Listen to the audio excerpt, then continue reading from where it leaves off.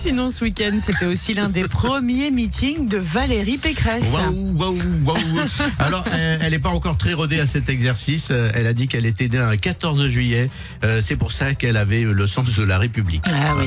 Valérie Pécresse n'a pas perdu sa marque de fabrique. Elle parle toujours en slogan. Mes chers amis, la pire des politiques, c'est d'être petit. Moi, je vois la France en grand. C'est nul!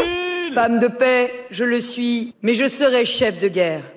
Tant de nos enfants devant les écrans, ou plutôt, tant d'écrans devant nos enfants. Un pays sans légende est condamné à mourir de froid. Et moi, je vous le dis, la France n'est pas faite pour vivre à -0. Applaudissements, même si je ne suis pas certain que toute la salle ait compris l'histoire de la France à -0. Vous êtes encore encarté aux Républicains ? Oui, toujours encarté aux Républicains, ça reste ma famille politique de cœur. J'ai pris ma carte en 2015, c'est un engagement de 6 ans. Maintenant, je ne pense pas qu'il réponde aux aspirations des Français, d'où mon choix de rejoindre Éric Zemmour.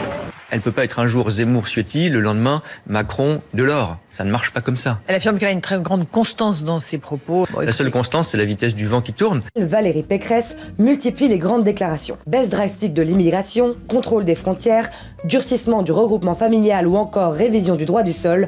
Elle met un étonnant coup de barre à droite en prônant un nécessaire choc d'autorité pour notre pays. Beau programme. Pourtant, en 2010, elle co-signait une étrange tribune intitulée « Appel pour une république multiculturelle et post-raciale » aux côtés de Rokhaya Diallo, Lilian Thuram, Ramayad ou encore Christiane Taubira. Une invitation au changement de la société française pour qu'elle s'accepte enfin telle qu'elle est, c'est-à-dire diverse. Vous savez, Madame Pécresse, elle a dit tout et le contraire de tout.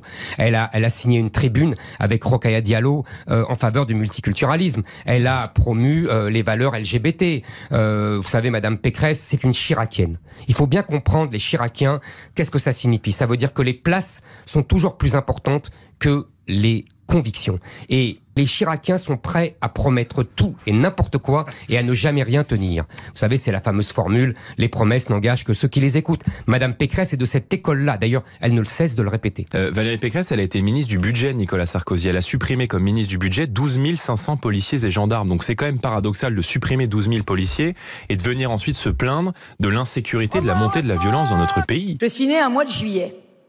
Plus précisément un 14 juillet. Je suis née ce jour d'été, ce jour où la vie française est une fête.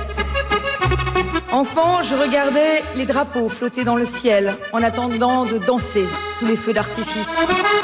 J'admirais le palan de la Légion étrangère, française par le sang reçu et non par le sang versé et non par le sang reçu.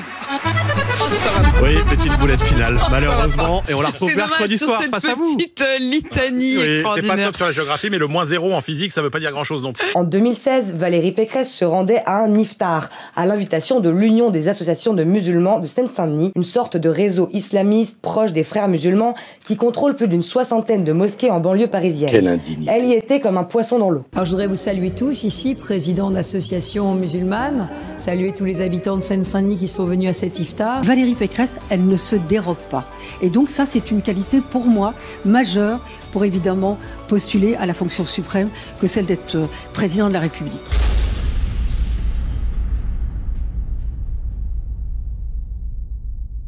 Donc elle est solide, ses valeurs sont claires, elle est à droite, elle a un programme tout aussi solide, qui est aussi clair, qui est ferme ta gueule, on s'en bat les couilles de ta vie. La maîtrise des flux migratoires est incontournable.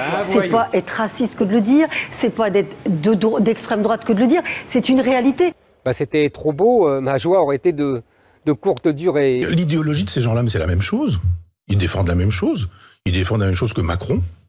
Ils défendent la même chose que Hollande, ils défendent la même chose que Sarkozy, ils défendent la même chose que Chirac, ils défendent la même chose que Mitterrand depuis 1983. C'est-à-dire ? La même vision du monde, l'Europe, l'euro, le marché, le libéralisme, l'alignement sur l'OTAN, la détestation du peuple, l'idée qu'on peut, quand un référendum est perdu, dire on va leur passer par-dessus la tête. C'est-à-dire que ce sont ces gens-là qui ont mis la France dans cet état-là et qui nous disent mais moi j'ai une solution. Mais la solution eût été de ne pas commencer par mettre un bazar pareil.